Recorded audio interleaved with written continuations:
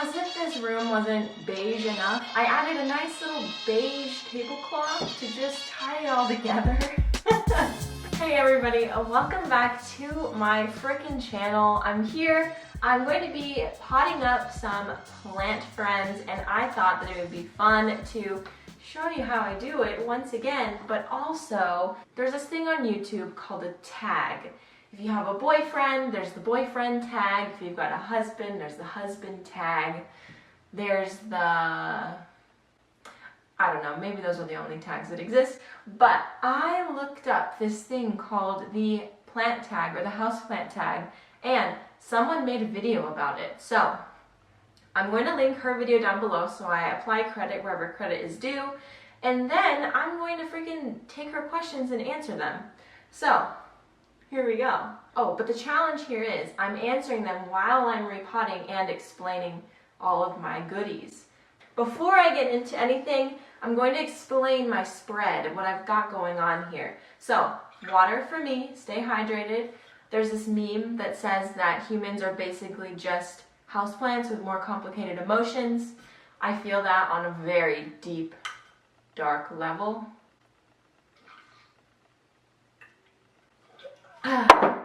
Whoa.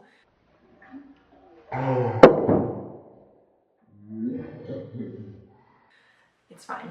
Okay, in this white bag, I have potting soil.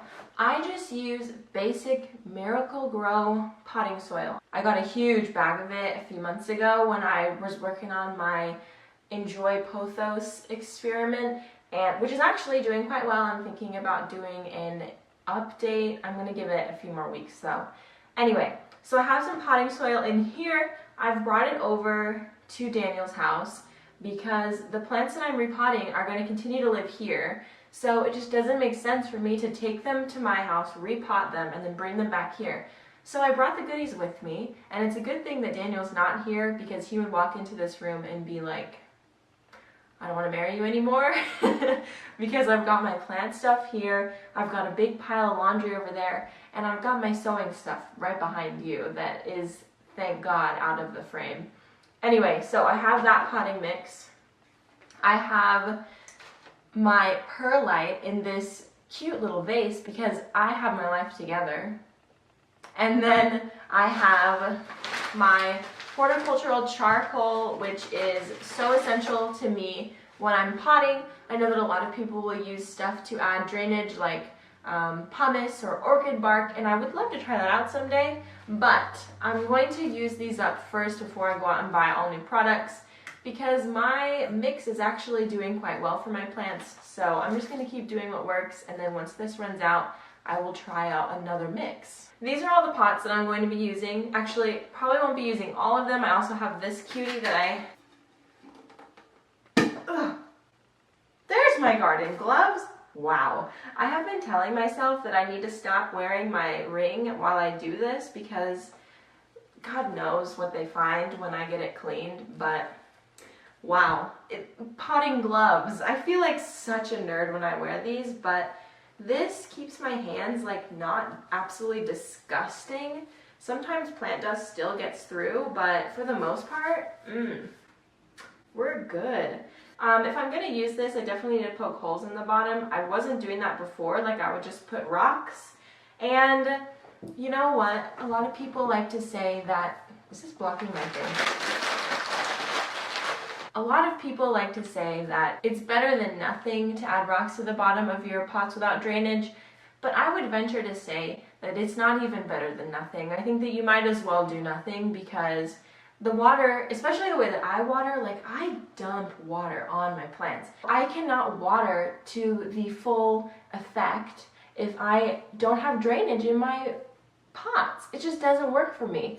So drainage is my #1 rule. If you are watching this, you have no idea what a houseplant is, you should know what a houseplant is. If you have no idea how to care for a houseplant, tip number one, drainage. Freaking drainage. Alright, so anyway.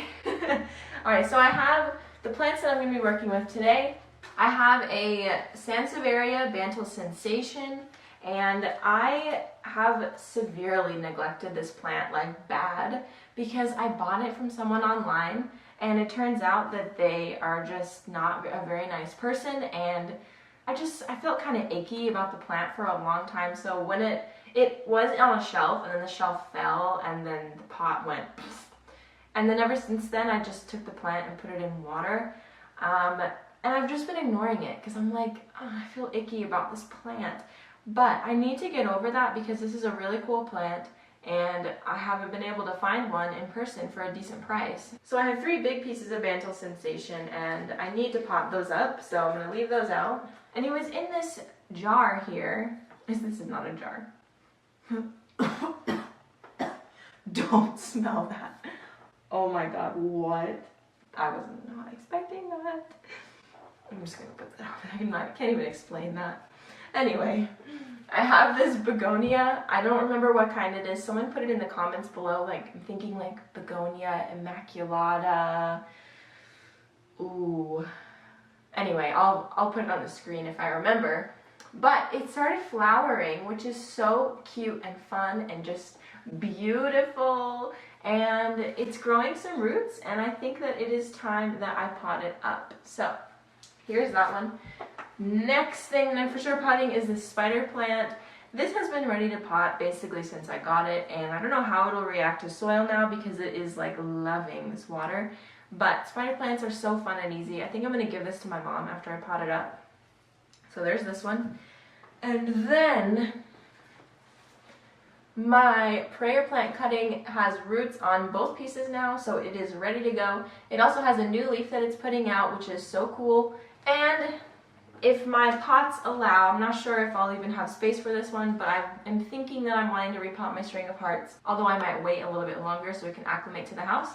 But this is a possibility. It's on the table. All right, let's get down to business here. Houseplant tag question 1. When did you first start getting into houseplants?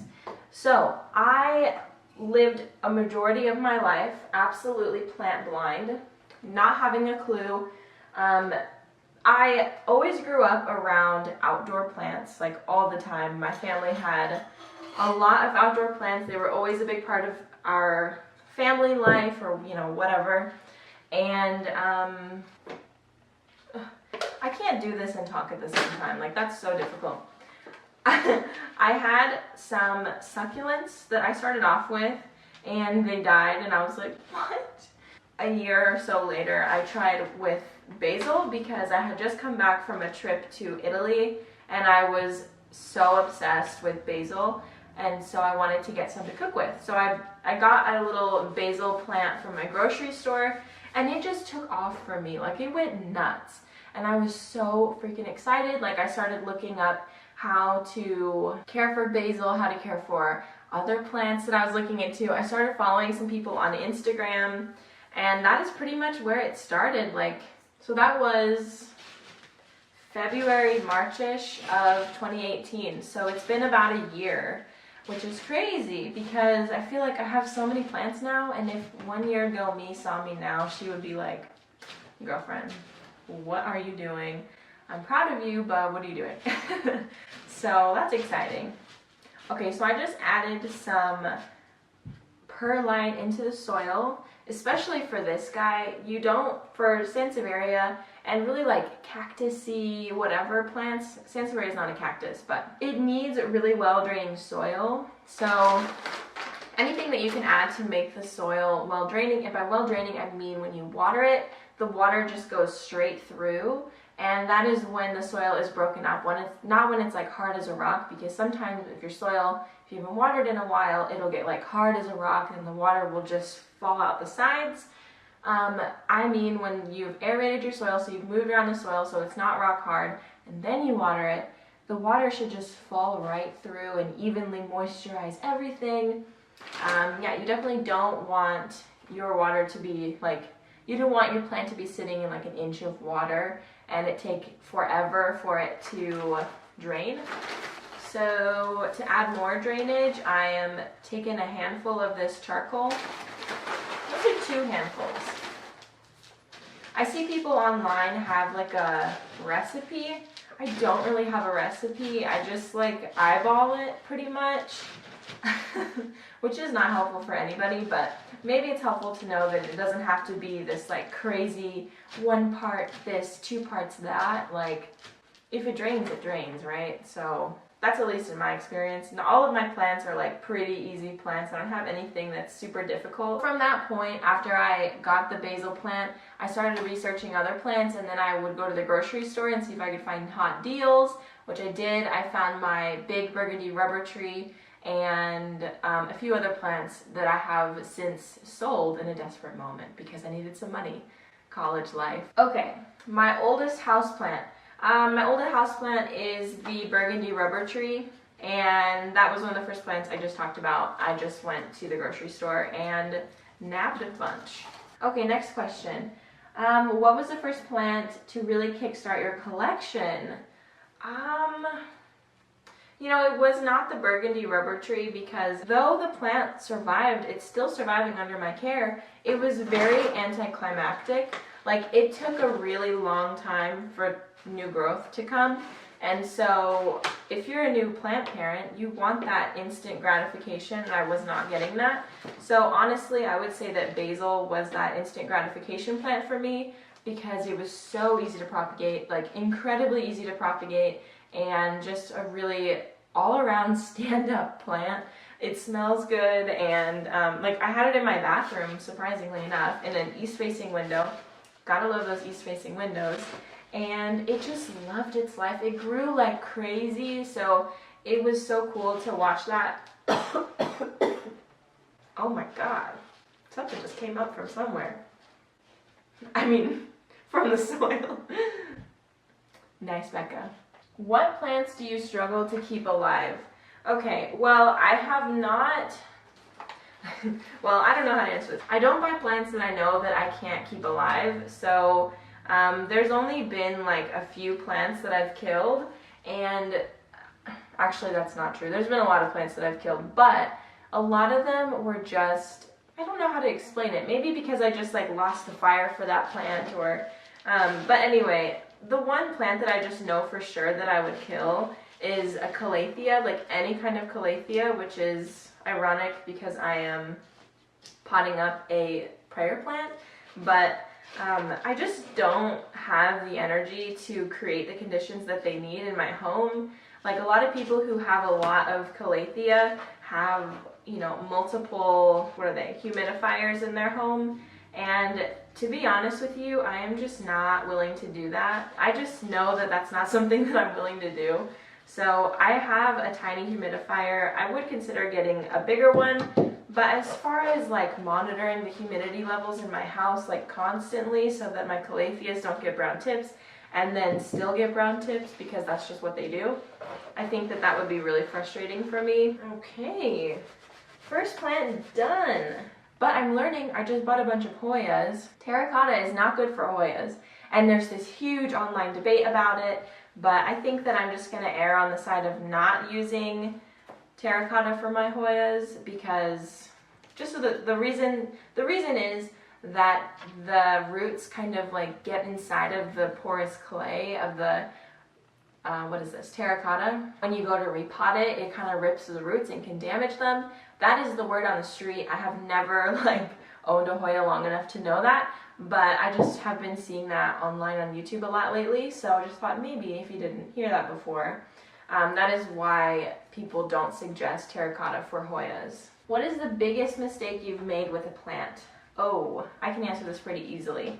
So I'm gonna put this guy in here, I think. Ooh, that might be nice to establish it. I'm gonna go with that. The biggest mistake that I've made in my plant journey would probably be a story that I told in my Plants I've Killed video. Basically, I talked about how I tried to repot my Monstera deliciosa, and I didn't try to repot it. I was trying to change the shape of it because it was growing in like 50 different directions, and I just hated the way that looked.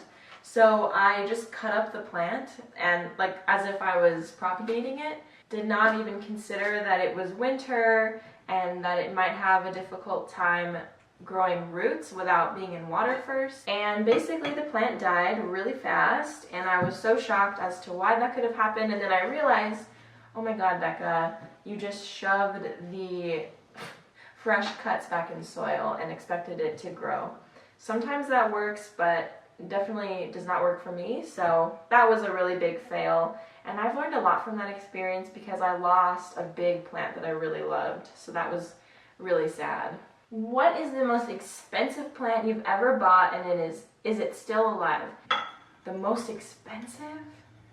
I don't know. Like, I've forgotten how much I paid for a lot of my plants. But I will say that I'm gonna sneeze.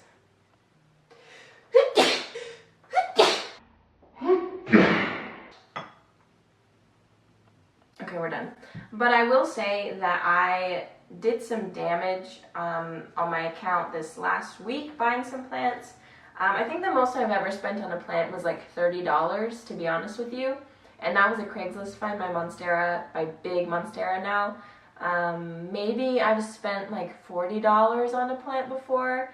I just really don't remember. I've never dropped a big sum of money on a plant before because not that it's a waste, it's just that if that plant dies, that is the worst feeling in the entire world. So yeah, I just don't want to mess with that right now. I have not spent I'd say probably more than $40 on a plant. To be fair, I don't remember, but yeah, that's what I'd say. Okay, so I have got this prayer plant. It's kind of like a half terracotta, half ceramic pot, and like not really terracotta, because I think that this is a plant that enjoys staying a little bit moist. So I added just a little bit of perlite into this soil mix, and there she is, lovely woman.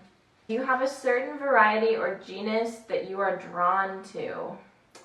I've been thinking about this a lot, and I think that I really like the Fittonia genus. However, it's so hard for me to enjoy other Fittonia plants besides the one that I have because I just don't like the crinkly leaf look.